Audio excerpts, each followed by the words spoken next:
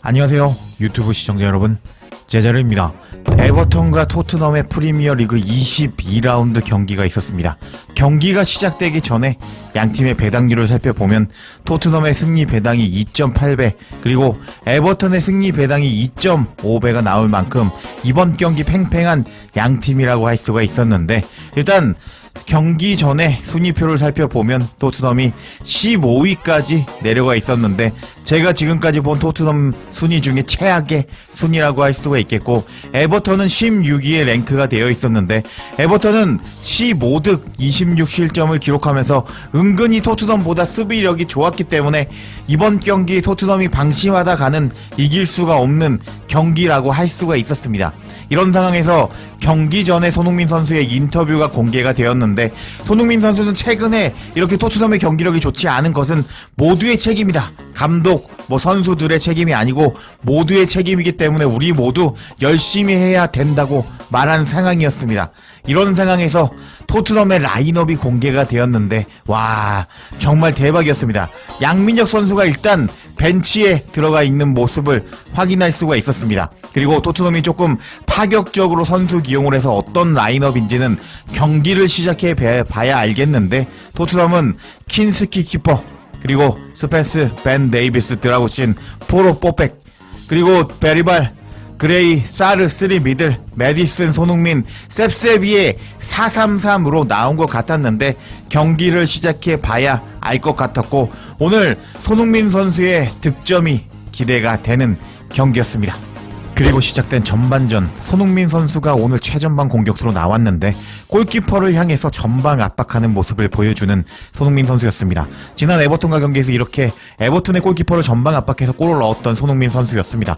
그리고 6분, 에버턴이 기습 중거리 슈팅을 때렸는데 이 중거리 슛을 킨스키 키퍼가 잘 막아내면서 일단 초반 위기를 넘긴 토트넘이었습니다. 그리고 10분, 셉세비의 어이없는 역습 장면이 나왔는데요. 셉세비가 공을 잡고 드리블 칠 때 손흥민 선수가 왼쪽 측면에서 공간으로 들어가고 있었는데, 셉세비는 손흥민 선수에게 공간으로 넣어주는 패스를 넣어주지 않았고 자기가 손흥민 선수한테 공을 주고 공간으로 들어가라는 움직임을 보여줬습니다. 근데 그렇게 셉세비가 느린 패스를 하면서 역습 찬스가 날아가 버렸습니다. 이렇게 엔젤 감독은 역습에 대한 준비가 전혀 나타나지 않는다는 것을 알 수가 있었습니다. 그리고 13분, 에버턴이 골을 넣고 말았습니다.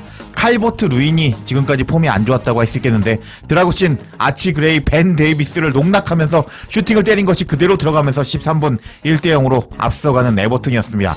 이렇게 에버턴이 골을 넣어버리자 스카이 스포츠의 제이미 캐러건은 칼버트 루인은 박스 안에서 발가락이 반짝였다. 칼버트 루인의 골은 모에스 감독의 임기에 있어서 매우 중요한 골이었다 하면서 칼버트 루인의 멋진 골이었다라고 반응하는 스카이 스포츠였습니다. 그리고 선제골을 허용하자 멍 때리는 엔젤 감독의 모습이 포착되기도 했습니다. 그리고 나서 벤 데이비스가 전방으로 침투하고 있는 손흥민 선수에게 패스를 넣어주었습니다. 그리고 손흥민 선수는 그 패스를 받아서 박스 안으로 들어가는 모습을 보여주었는데, 손흥민 선수가 이렇게 박스 안에 들어가서 슈팅을 때리려고 모션을 취하려고 하는 순간 에버턴의 센터백 타코스키가 태클로 손흥민 선수의 슈팅을 막아버렸는데 정말 이 장면 아꼈습니다. 이렇게 손흥민 선수와 벤 데이비스의 연계 플레이가 나오자 스카이 스포츠는 위험한 장면이었다. 간단한 롱볼이 박스 안으로 침투하는 손흥민에게 들어갔고, 손흥민이 망설일 때 타코스키가 손흥민의 슛을 하기 전에 중요한 타이밍에 태클을 했다 라면서 손흥민 선수의 위협적인 박스 안 침투가 나왔지만 센터백 타코스키가 좋은 태클로 막았다 라고 코멘트하는 스카이 스포츠였습니다. 그리고 23분, 셉세비가 박스 안에서 이제 중앙에 있는 손흥민 선수에게 패스를 넣어주었는데, 손흥민 선수는 이 공을 받아서 다이렉트로 슈팅을 때렸는데 약간 약하게 맞으면서 픽포드 키퍼에게 막혀버렸는데 이 장면 너무 아까웠습니다. 그리고 26분, 손흥민 선수는 왼쪽 측면에서 개인기를 부리면서 상대 수비수와 1대1 돌파를 시도하는 모습을 보여주었고, 그리고 손흥민 선수는 슈팅을 때렸는데 이 슈팅이 각도가 없다 보니까 픽포드 키퍼에게 막혀버렸습니다. 그리고 나온 세컨드 볼을 손흥민 선수가 공을 잡고 일단 또 공격 찬스를 만들려고 했는데요.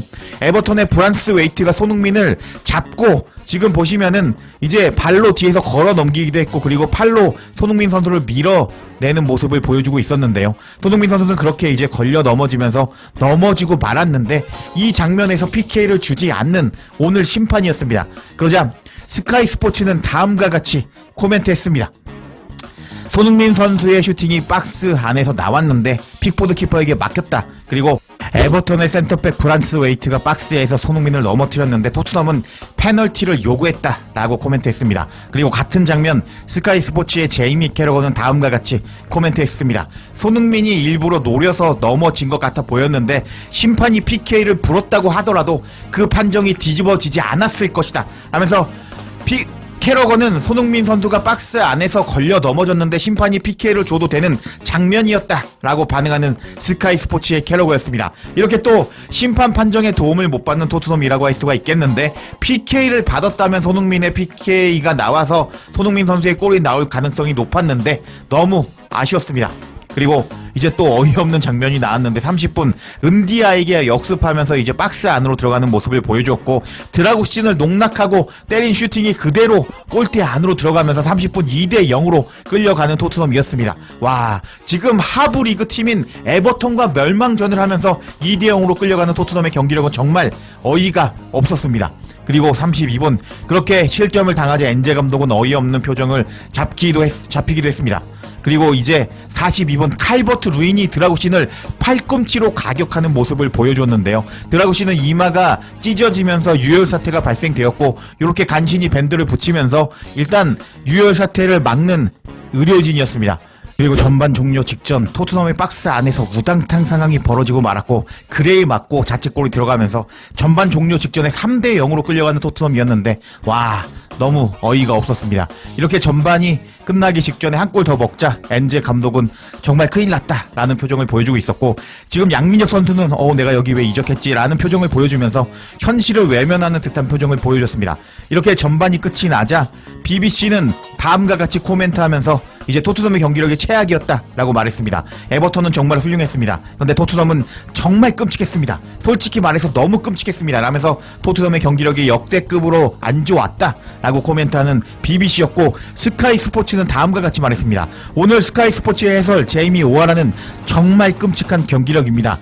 이 경기 후에 엔제 감독이 살아남는다면 놀라울 것 같습니다. 라면서 이런 쓰레기 같은 경기력을 보여주는 엔제 감독 바로 잘라라 라고 반응하는 제이미 오하라였고 그리고 제이미 캐러건은 토트넘은 하는 일마다 너무 순진해 보였다 라면서 엔제 감독의 토트넘은 너무 순진하다 라면서 엔제 감독의 토트넘을 비난하는 모습을 보여주었습니다. 이렇게 전반은 끝이 났고 전반 통계를 살펴보면 토트넘이 점유율 63% 먹고 또 공을 오래 잡고 있었지만 일단 에버턴이 슈팅 8개 유효 슈팅 6개 날리면서 전반을 압도하는 모습을 보여주었고 그리고 오늘 이제 키패스 스탯을 보면요 셉셉이만 혼자 키패스 4개를 뿌려주면서 혼자 미드필더 지역 키패스를 만든 역할에서 제 역할을 하고 있다고 할 수가 있었는데 메디슨 같은 경우는 오늘 키패스를 한 개도 뿌려주지 못하면서 이 선수가 창의적인 선수가 맞나? 라는 생각이 들었습니다. 결국 손흥민 원톱 셉셉이 오른쪽 메디슨을 왼쪽에 넣은 엔제 감독의 전반 전술이 실패였다는 것을 알 수가 있는 전반 스코어와 키패스였는데 후반에는 손흥민 선수의 골이라도 나왔으면 하는 바람이 들었습니다. 그리고 시작된 후반전 50분 메디슨이 박스 안에서 공을 잡았을 때 손흥민 선수는 프리찬스였는데 패스를 주지 않는 메디슨이었습니다.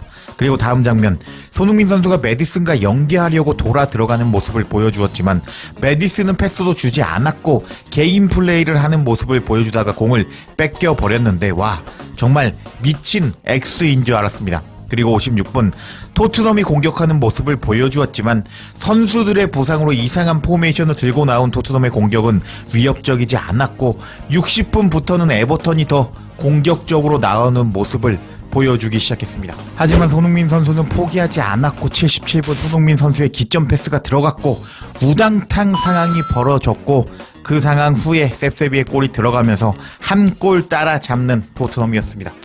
하지만 오늘 토트넘의 경기력을 보면 전반전 3대0이 된 시점 경기는 뒤집을 수 없다고 할 수 있었기 때문에 70분이 넘어가는 시점 토트넘의 무승부 가능성도 없다고 할 수 있겠습니다.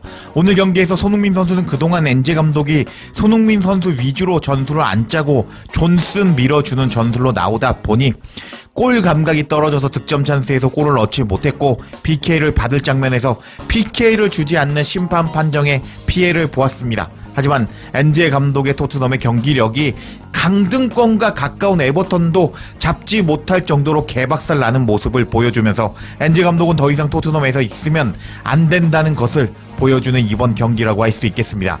스카이 스포츠도 엔지 감독을 바로 잘라야 한다고 공개 저격을 한 상태인데요. 경기 후에 엔지 감독이 버틸 수 있을지 지켜봐야겠습니다. 제자르의 영상 놓치지 않도록 알림 설정해 주실 것을 부탁드리며 영상 마치겠습니다. 구독과 좋아요, 댓글은 사랑입니다. 감사합니다.